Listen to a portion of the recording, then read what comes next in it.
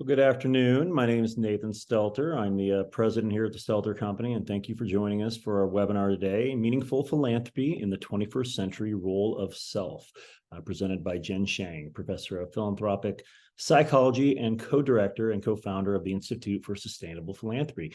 Excited to have Jen with us today. And I'll be back to introducing Jen in just a quick minute, but first I'd like to say a couple words about our webinar series. As many of you know, Stelter, as an expert advocate for asset-based giving, is committed to providing innovative solutions and education for this industry in the nonprofit world. We provide ourselves on being a bridge builder for the community and are happy to host this free webinar today, connecting you to experts from across the country and across the world to assist in maximizing revenue across your development portfolio. Today's webinar is the sixth in our 2023 curriculum. As the year is quickly coming to a close, we have just a few more in store for you, which may be last, but definitely not least. In October, Dr. Russell James will teach us how to ask for an estate gift without fear and anxiety, the science and the sentences. We'll take a brief break in November because the National Charitable Gift Planning Conference in Chicago, Illinois will be happening. Happy to say, as the chair of the board this year, we are sold out. 1,100 attendees, gift planners from around the country will be joining us. This is really the most, I think, since 2008. So it's going to be an amazing event. And if you're not registered yet, please jump on the wait list if opportunities present themselves.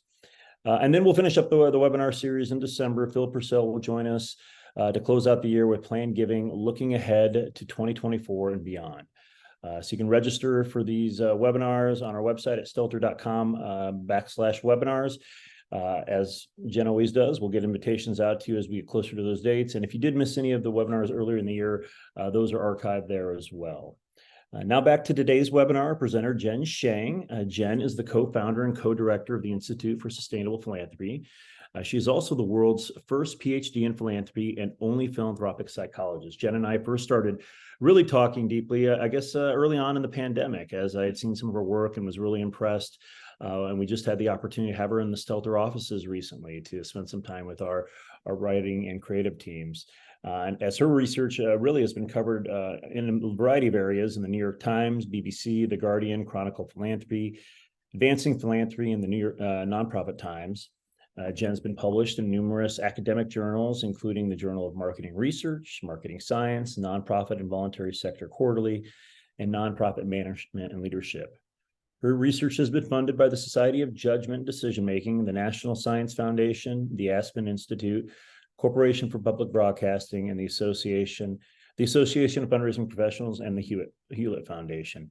We are very excited to have Jen with us today for a discussion and some hopefully good Q&A. I will pass it off to you, Jen. It's all yours.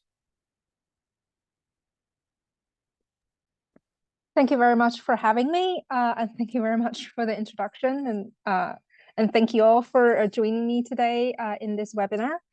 And first of all, I would like to thank our donor, Tony and Barry, for supporting this research. They have not just given their money for this research, they have also given themselves.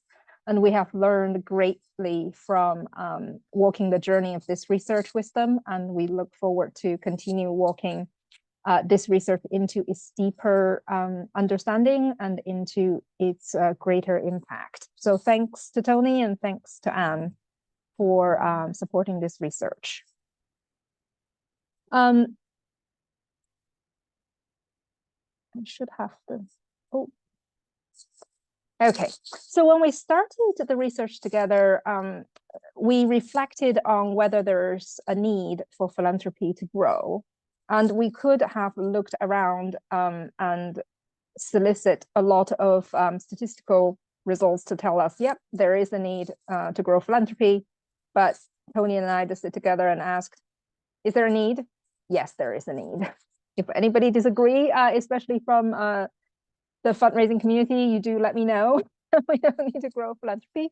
But if we agree, but we assume, yes, there is a need to grow philanthropy, then the question is how?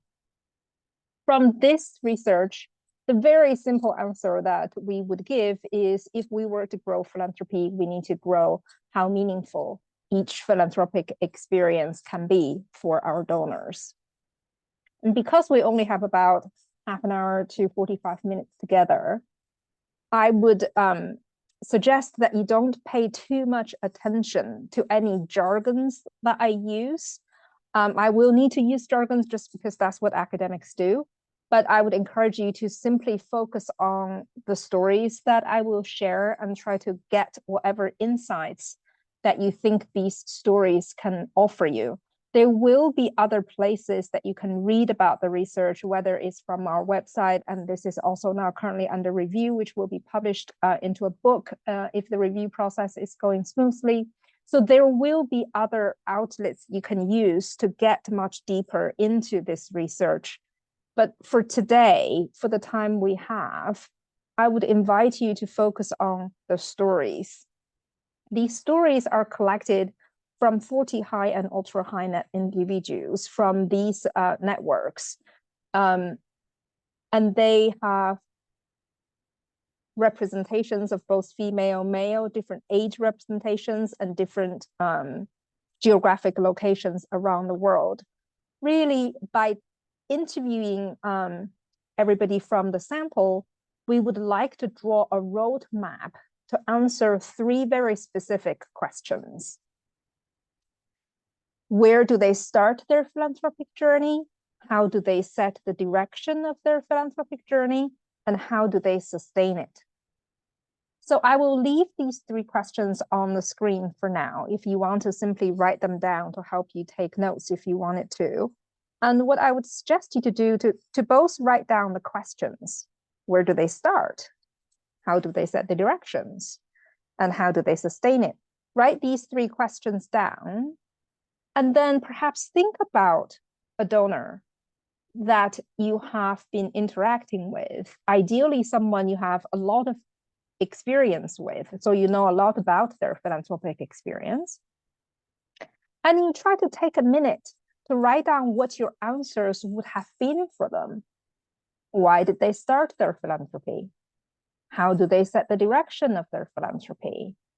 And how do they sustain it? I'll give you a minute just to write down the questions, think about a person, and think about how you'd answer that question at the moment.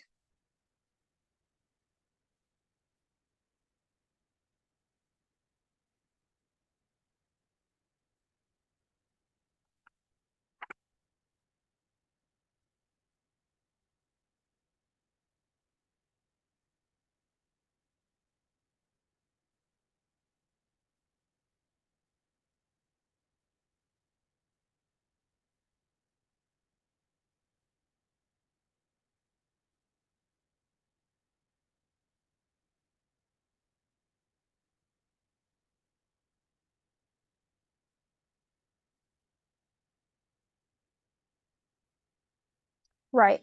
So what I'm going to do now is I'm going to give you a few concepts that you can use to think about your answers.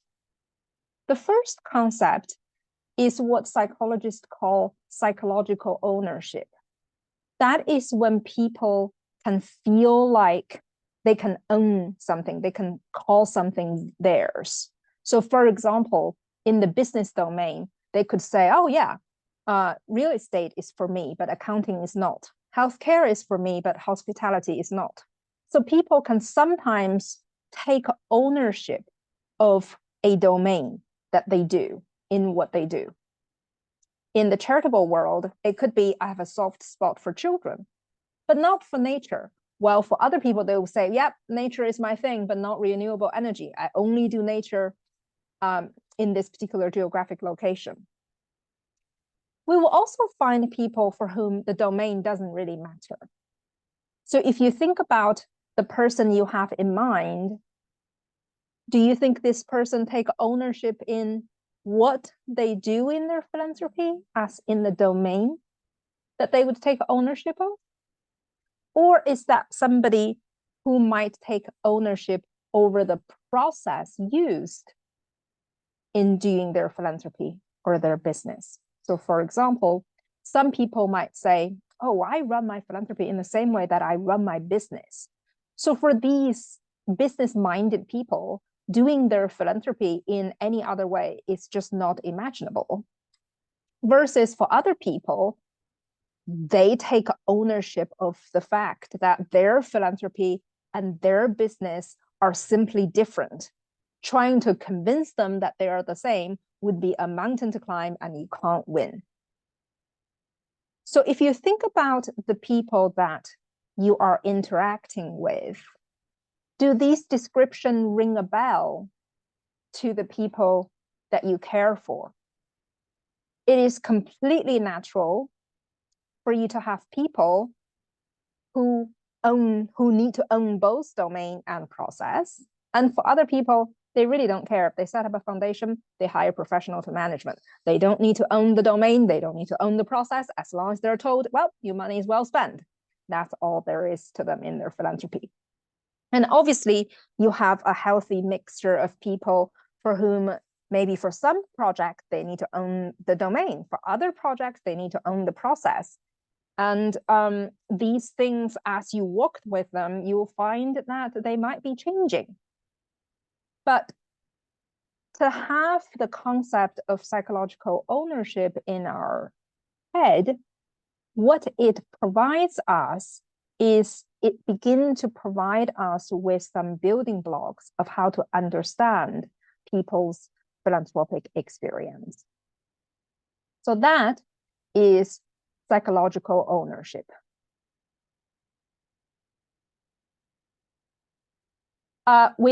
There is a question in the Q&A to say, is there any correlation to those who have higher ownership and the magnitude of their donations? In our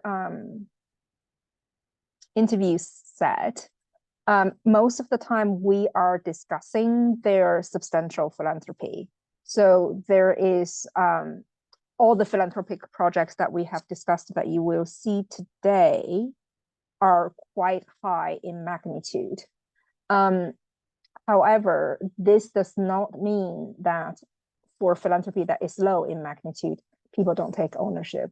I can't personally say that we have evidence to say that.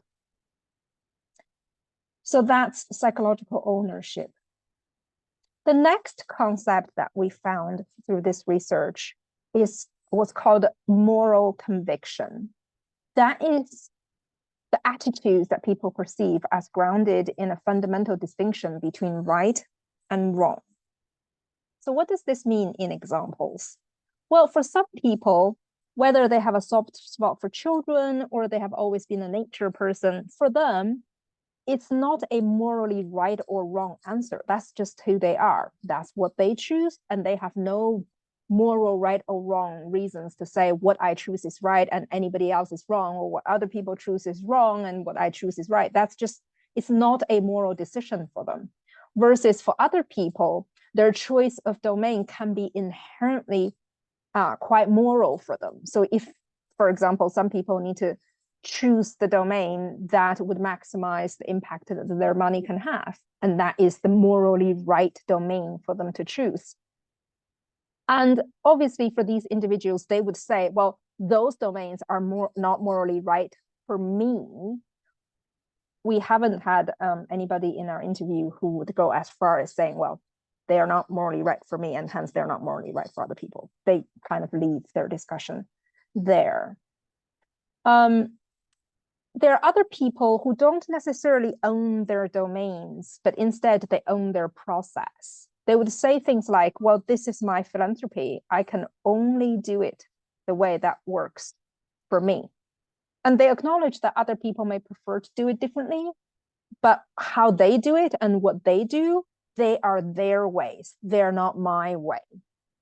And in what they own, in that way they do their philanthropy, they can go as far as saying, I have given it my all. There's nothing else I can do. I can only own this, and I can only do this to the best of my ability. Versus for other people, they see the process they use is quite moral. For example, one person would say every board they serve on must provide them with some learning opportunities that they deem beneficial for them.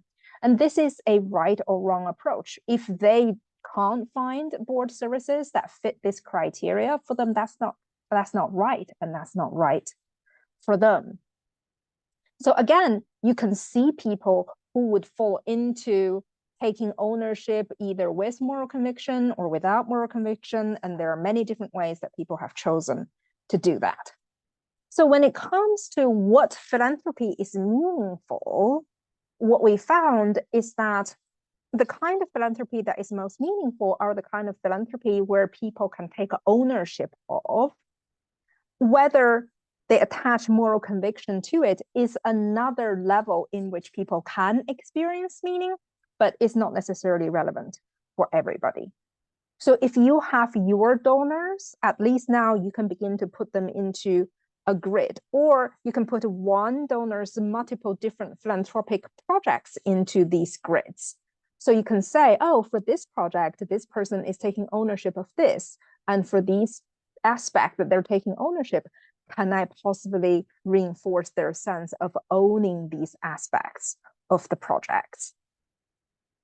And that's when people started. They always wanted to start from some place where they can consider theirs. And obviously, for many people, when they started their journey, they might not have developed an idea of what they can own. And therefore, the initial philanthropic experience they have with various organizations is simply a process through which they find out what they can own. And obviously, ownership is not a process they can only find out from their philanthropic experience. A lot of people discover what their philanthropy is about from their personal and business-based experiences.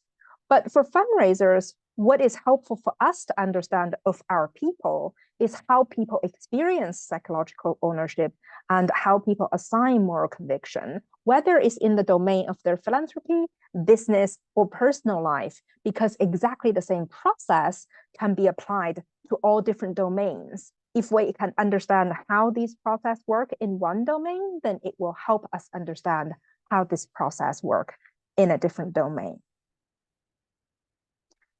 So that's in terms of where people start their philanthropy. They start their philanthropy from that place where they can experience meaning through psychological ownership and moral conviction.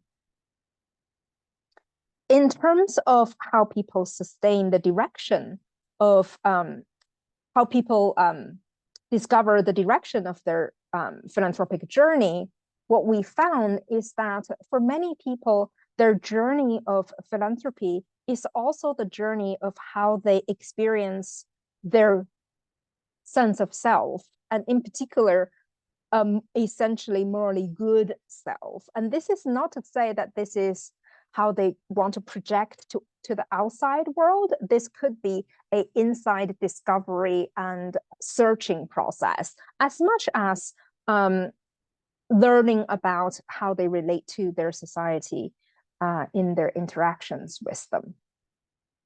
So the kind of direction that would eventually align with their philanthropy are the kind where eventually the philanthropy can become part of the knowledge and the beliefs that people can have about who they truly are.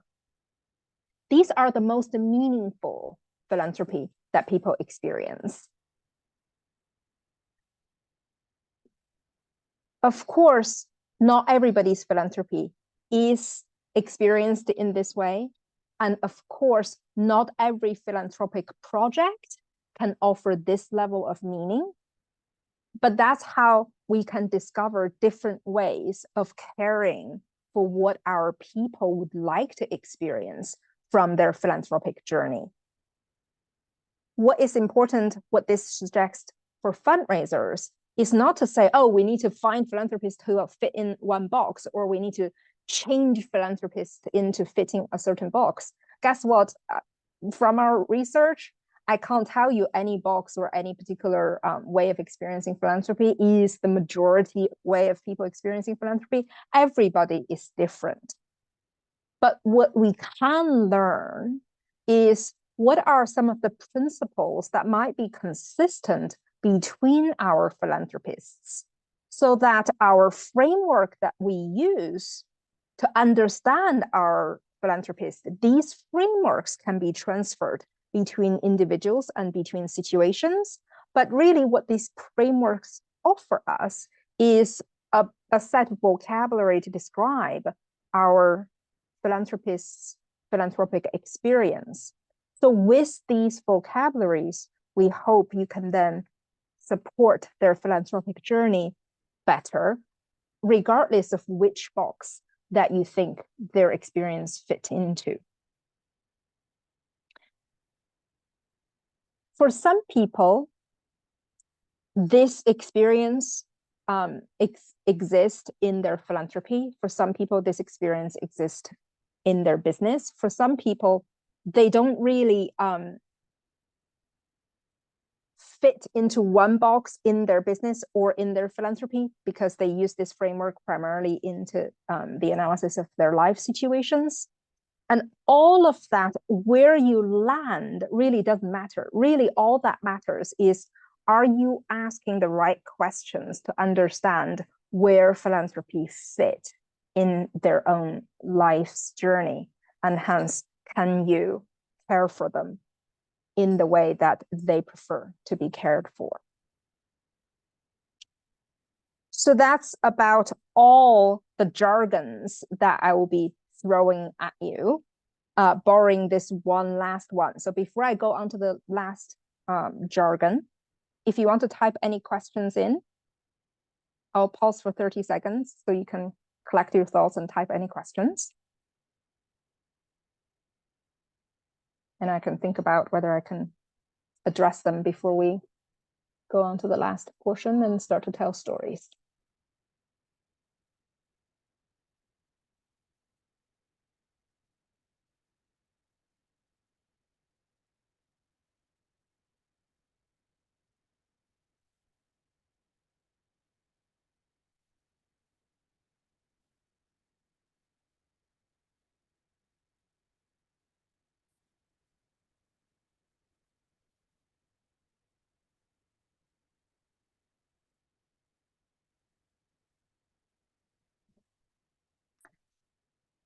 Right, so I hope you have a chance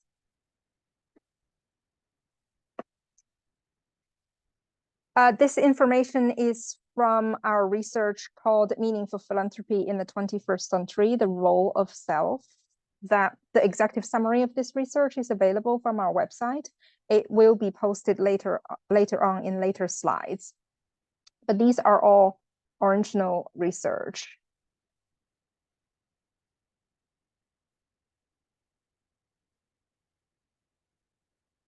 Yes, donors' passions absolutely experience their own life experience. There's no question about that. But whether it's a direct correlation from, oh, I've been in healthcare and hence I need to do healthcare, that is not necessarily always directly happening because it depends on whether they have taken ownership of the domain of healthcare in their business. If they have taken ownership of that, and if they have decided that domain is also what they choose to own in their philanthropy, then it will transfer. And that's the power of this framework. It helps you to think about how people experience the transfer of experience. For some people, what they own in their healthcare experience, for example, could be the process they use to work with their healthcare providers or to work with their patients. And that process might very well be what they then want to transfer into other domains in philanthropy. So in that case, they might not work in healthcare, but they might practice their philanthropy with the same care and the professional way of being that they have developed from their business.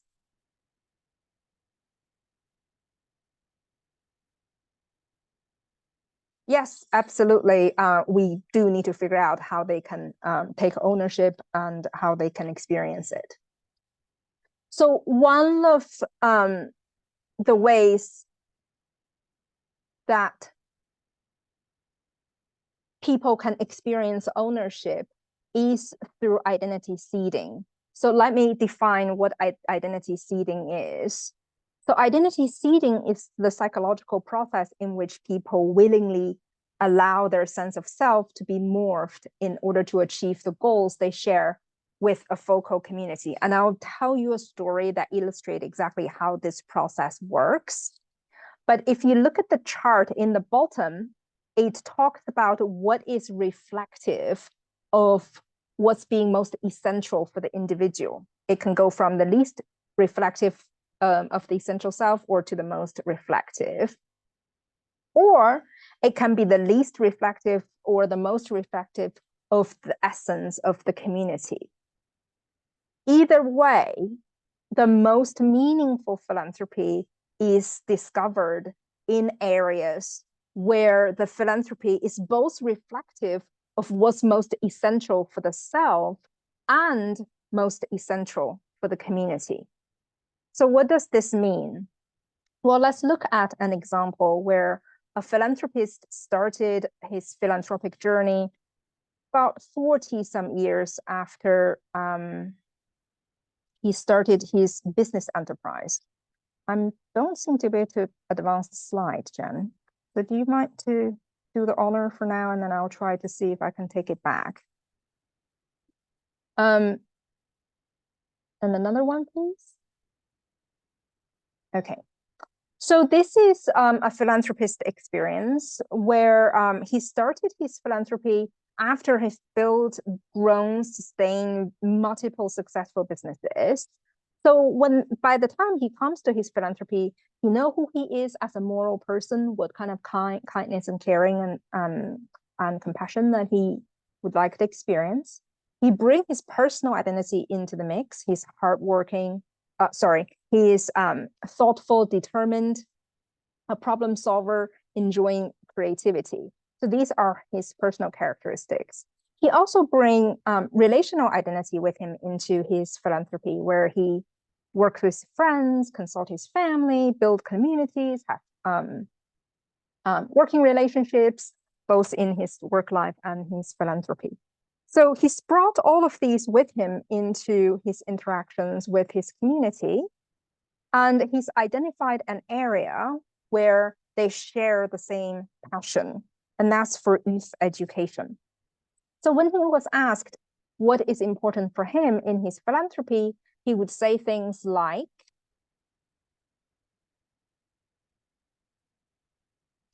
the original intention was actually a simple thing. The community believes in education, and they wanted to send their kids to universities, but they couldn't afford it.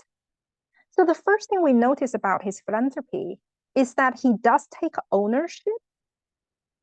He doesn't take ownership of the domain. Instead, he attributed education to the community. The community owns the domain, providing their kids university opportunities. What he does take ownership of is how he would like this educational opportunities to be given. He would like it to be given in a way where students can learn how to become problem solvers and how to become initiative, how to have a sense of initiative so they can begin to solve their own community's problems. So not every element of their philanthropy need to be owned. So in this case, he chose to own the process, but he didn't choose to own the domain. But when he started to build his philanthropy, what he initially encountered is that there is no trust in the community for him to be able to succeed in what he does.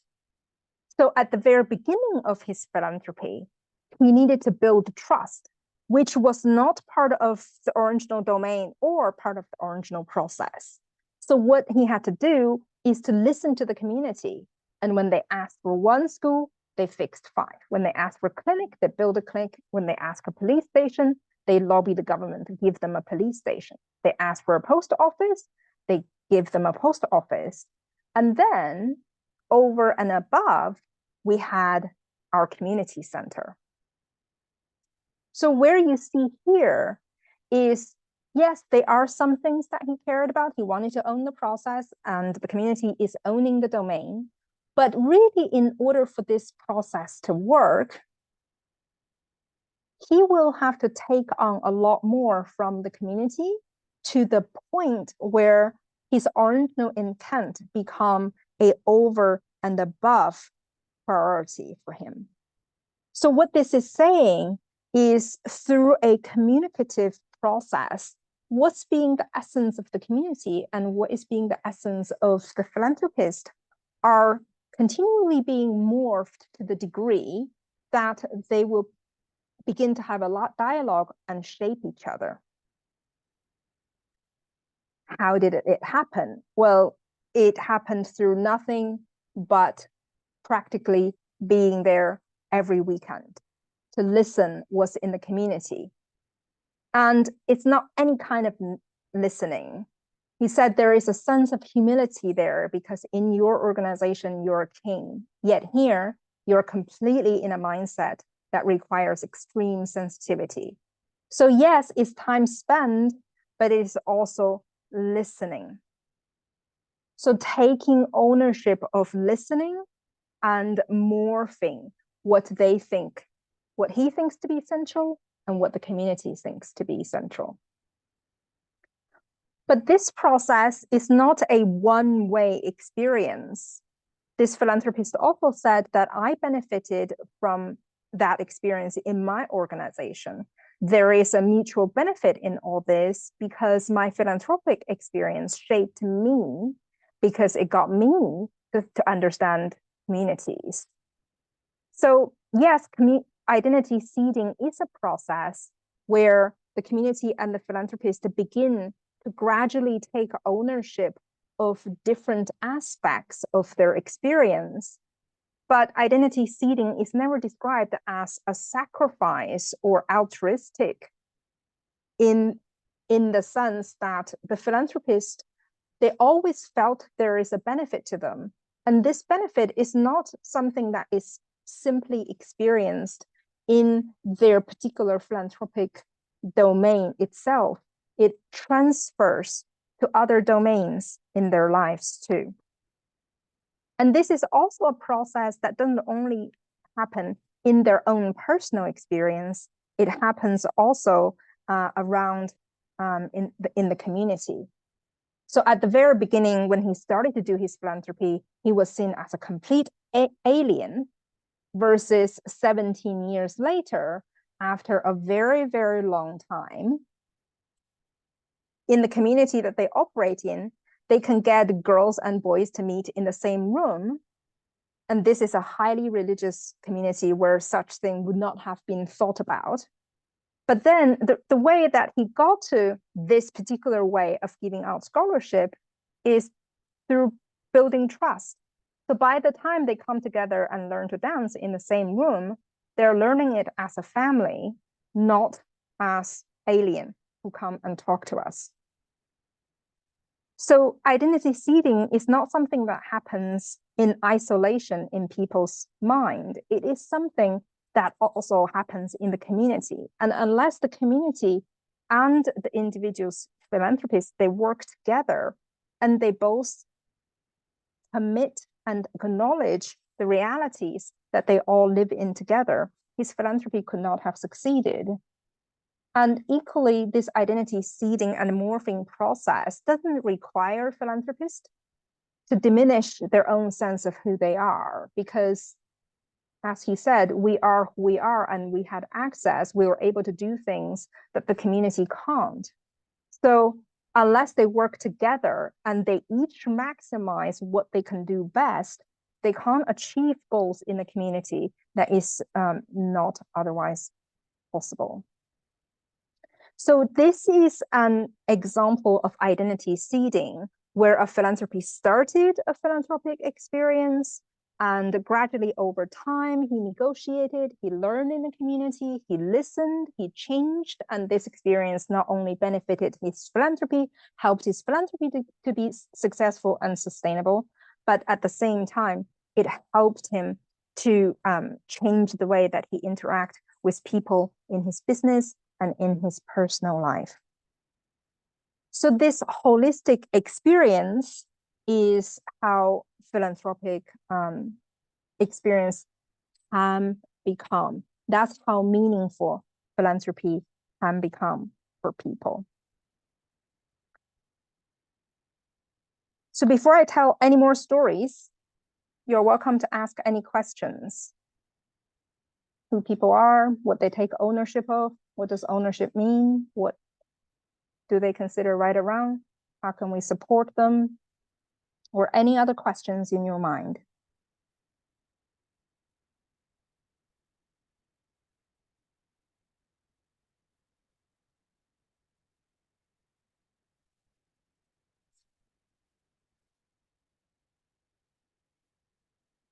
I'll wait for 30 seconds so you can type. Love your questions.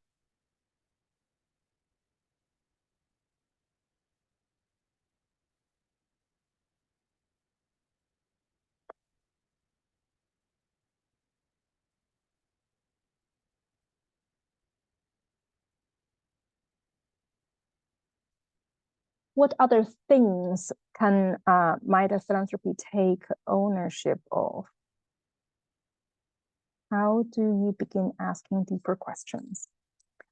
Both are really good questions, and thank you so much for asking them. I'll address the second one first. How do you begin asking deeper questions? And that is indeed one of the most asked questions whenever I share these results, because many fundraisers feel like their relationship with their donors really are not deep to the point that they can ask these questions.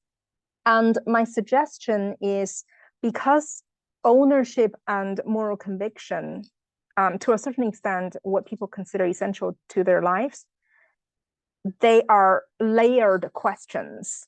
So we don't have to go straight to the deepest of these questions. We can ask questions that are at much shallower levels, but observe the same process that people use to take ownership.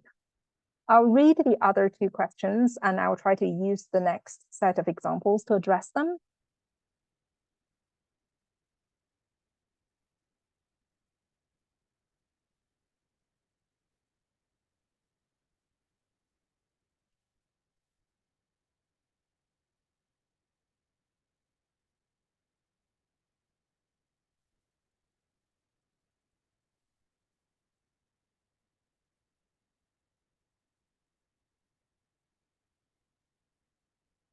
Oh, I love the questions. So I would try to answer some of them from the next example, and then more questions can come. And for the questions that I can't answer during the presentation, you know where to find me. There will be an email at the end. So let me use the next example to address some of these questions. Jen, I don't seem to be able to press. Okay. All right, there we go. So this is another philanthropist who is interested in nature. So there's a question here asking, is there any philanthropist they see giving as transactional? Yes, there are philanthropists who see giving as transactional. And for some philanthropists, they see some of their projects as more transactional than other projects. So yes, there is a wide spread of philanthropic experience. I approached it from the perspective of philanthropic psychology. So I would like to understand the deeply meaningful philanthropic experience for people. So when we ask questions with limited time, we try to go for those particular moments that meant something, and something really profound for people. So this is an example of someone who have always been someone who liked nature. So as you can see, when this person likes nature, nature is not something he only likes in his philanthropy, he also likes it in his personal life. So Jen, we're taking questions along the way, so that is okay. I will share this story until about 45 minutes past, and then we can see how we're doing, just in case you're wondering. So with P6, when he did his business, he didn't really take ownership of his business. His business is his job.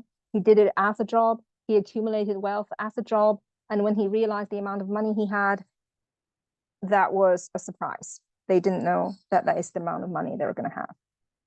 So in a way, he has always owned his love of nature, and he has never owned either the domain or the process in his process of accumulating the wealth. So when I asked him what was the moment where he opened his eyes to nature, he said it's not a particular moment of opening eyes to nature. He just was born to it, really. And he said, the day we sold the company and realized the money we're going to get, that memory is fading. He really never owned any of that. But he said, the thing with the bird is staying and it's still vivid. And then so the story that he told about the bird is when he visited a village where he was talking to the village elder. And the process through which he get to this village elder is by quote unquote shopping around with different charitable organizations, not really knowing what he wanted to own and how he wanted to own them. And then so he engaged in a few one could call transactional experiences where he paid money to get experiences and to learn about what he wanted to own. So if there's a question they're asking about, what might be other things that philanthropists take ownership of? Well, that is owning a process, but it's owning a process of self-discovery. It's owning a process of learning about what matters to them and what matters to the people that can potentially care about. So when he get to the village elder, they had a conversation where he was asking the village elder about the trees. And he said, okay, so this tree useful. And the church elder said, yeah. The village elder said, yeah, it's useful because we make tea out of it. And then the philanthropy said, oh, what about this tree? And the village elder said, oh, yeah, that tree is useful. We make medicine out of it. Well, that's nice. What about that one? Oh, that tree is not very useful. We can't make anything out of it. And he said, oh, then, sorry, we can't make anything out of it. And then the philanthropy went, okay, so that tree is not useful then. And the village elder said, oh, no, that tree is useful. Birds sit on them. And somehow that moment stayed with him, vivid, for 30 years. That's the moment where he discovered what is most essential for him and what's most essential for the community. They align. They recognized a part of him that he didn't know was there before through this conversation, because he had always thought that he was going to view wildlife, he was going to save nature, but instead what he walked away with is a completely overwhelming people experience. He discovered something that he didn't know about himself, and he discovered something that he didn't know about in the community. And he discovered that these two can live so closely and yet so deeply in him that he didn't see before. Why is finding these things so important for the philanthropist? Well, for this particular philanthropist, he stayed in that domain for 30 years. And if you ask him, well, can you actually help preserve the way of life in that community? He really is not sure.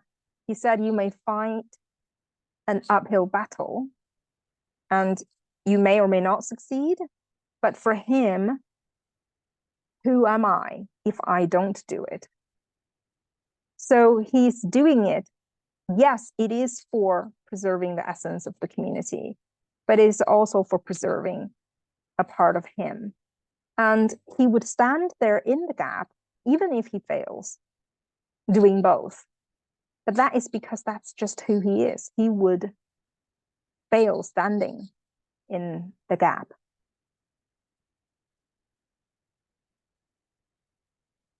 And that's the kind of meaning that this philanthropist took.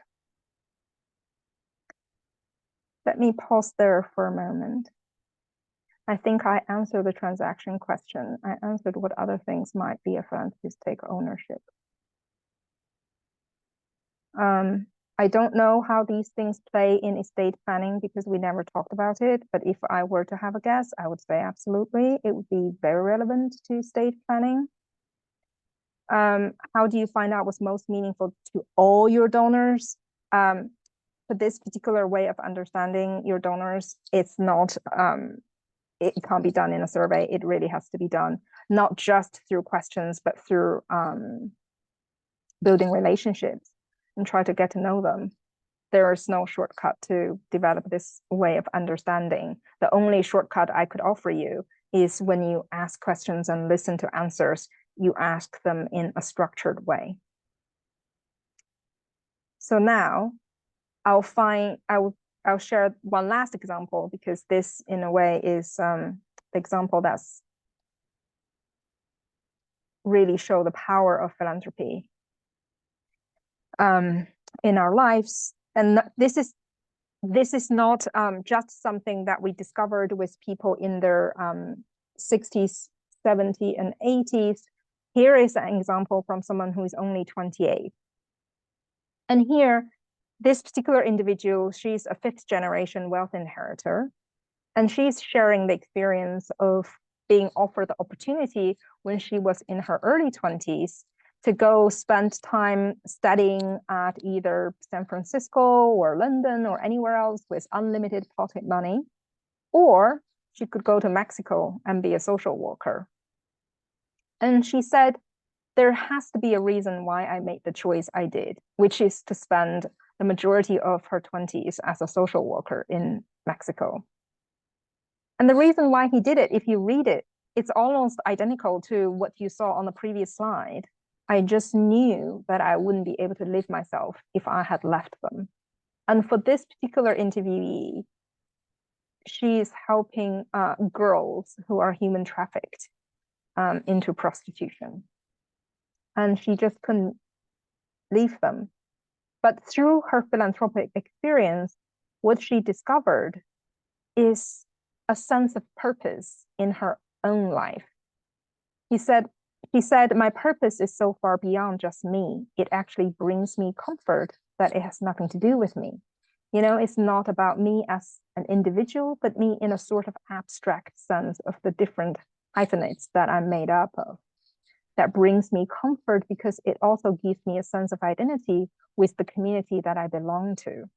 She said for her, her philanthropy helps her to decide the kind of person that she wanted to be. Before she went to help these girls, she didn't know that she wanted to be a mom. But after working with these girls, she said, I was so in love with one of them that I really wanted to adopt her. But obviously I wasn't an able candidate because she was not married. But she knew then at some point that she would like to become a mom. And that is not something that she discovered about herself before she went into philanthropy. So that self-discovery for her is what her philanthropy offered her. And that realization about who she is then will influence every decision that she makes, not just her philanthropic decisions. So throughout the research, we've had a lot of different ways that people have walked this journey from different levels, different circumstances, different individual and collective circumstances. So we have a whole roadmap to help fundraisers to map people's philanthropic experiences in different ways in order to support them. It helps them understand how meaning is created. It helps them understand how they find the direction and how to sustain the exploration of their philanthropy through the management of what they don't know about themselves and what they don't know about their environment. So with that, I'll take any additional questions you might have. Hi, Jen. Thank you very much. Yes, we have about 10 minutes left, and we do have a question in there from Heather. And we'll go ahead and let you answer that, Jen. And I just invite everyone that's still on the line to think about what you've just heard. I think it's a lot to take in and think about and process. So, think about what you've just heard. And if you do have questions for Jen, we also have Nathan on the line, and he's happy to answer any questions, from his perspective and his experience as well. So Heather wanted to know, Jen, how you got interested in this line of work that you're in. Oh, that it take me 20 years to answer that question, but like you only got a minute. I was just really attracted to the kindness of people. I mean, for this particular piece of work, when Tony came to me to explore how we can discover ways to grow philanthropy, I was attracted by his own kindness of taking care of his own wife with MS in the last 3 decades, and to explore the personal challenges that he experienced, and yet still devote a very, very large proportion of both of his philanthropic and personal energy and resources to understand these deeply meaningful questions. So for this entire project, my primary focus really is how can I, not disappoint a really kind-hearted philanthropist. Yeah, so for this piece of work, that's where it's coming from, that's where it's going, and that's how it was sustained. So we do have someone that wants to go back to a couple slides, so I'll go ahead and do that to talk about how the process comes together. Yeah, and as you do that, Jen, I'll talk to, I know there's the question around how this maybe applies to planning or plan giving. And I think Jen Shang, one of the first things I really liked about some of the research that you've been working on over the years, especially during the time of the pandemic, I think was the need to the connection with people and the importance of having that connection. And again, this kind of talks to the connection they have to, again, the domain or the process. But, I think that was something a lot of people questioned during the pandemic, is how do I connect to things if I can't be around them or feel or touch them? And that's a big part of plan giving, is that connection to people, their connection to our mission, and the work that we're doing. So anyways, it looks like we found the slide there. I think so. Jen, you can let me know if this is what you think I is think correct. I think he wanted the second one to the last with a lot of errors. Oh, gotcha. Yeah, if you go down like there. But yeah, if you put it on, and I will just slide it through. So what this slide is showing is when people choose to have psychological ownership in their philanthropy, this choice can come at the circumstances where they can care for others, when they experience the best of their own capacity under normal circumstances.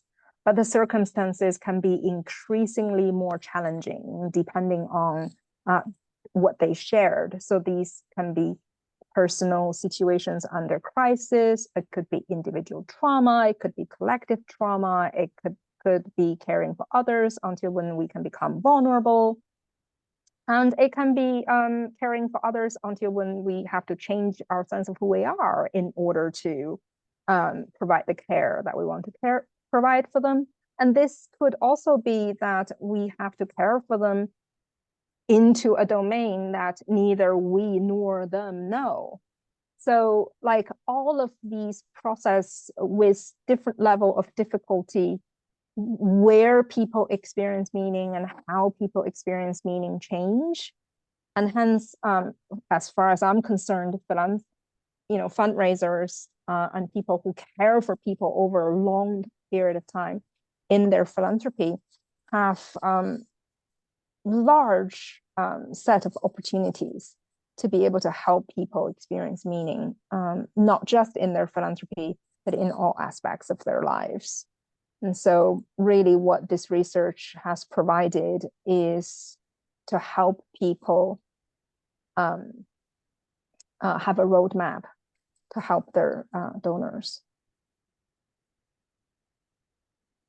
You're more than welcome. Any other questions? You've only got like 3 minutes left. That's right. So I do know, Jen, you are the world's first and only, I think, philanthropic psychologist, PhD. Yeah. How did that happen? At the right time with the right people. And I wish I can take credits for all these things. I just can't. Okay, well, we are close to the end. I don't see any more questions, so I will let you know. Oh, if you sit back and think about what you've learned today over the last hour, and you come up with some things that you're wondering about, would like a little bit more explanation on, you can reach out to Jen. There's her email address on the screen. You will get the slides tomorrow. I'll send out an email with access to the slides and the recording. So you can also get her email then if you're not jotting it down. And feel free to reach out to myself and Nathan as well if you have questions about our webinar series or the Stelter company and the services we provide. The research that Jen was speaking about today, you can download the report. That's the cover of the report right there. And there's your the website that you can download it on there at the bottom of the screen. And like I said, we did record the webinar today, so you'll have the recording along with the handouts will be available on our webinars page, and I will send you out an email letting you know exactly when you can go there to access those. So with that, I don't see any other questions. We do have one about CFRE credits. I can send you a personal note about that, Heather, but the quick answer is no.